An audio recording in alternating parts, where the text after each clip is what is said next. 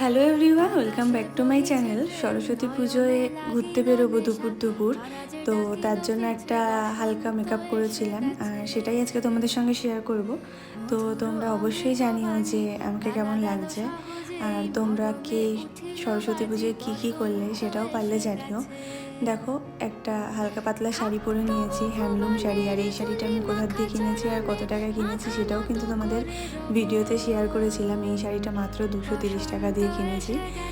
আর এই শাড়িটার কিন্তু দাম দোকানে কিন্তু এর থেকে বেশি, বা অনলাইনেও বেশি। আমি মাত্র 230 টাকা দিয়ে কিনেছি বলে আমি খুব হ্যাপি এই বিষয়ে। আর এই ব্লাউজটাও কিন্তু এই হাট থেকেই কেনা, যেই হাটের ভিডিও আমি তোমাদের সঙ্গে মাঝে মধ্যেই শেয়ার করি। তো চলো দেখো, প্রথমে কিন্তু আমি মেকআপ করা শুরু করে দিয়েছি।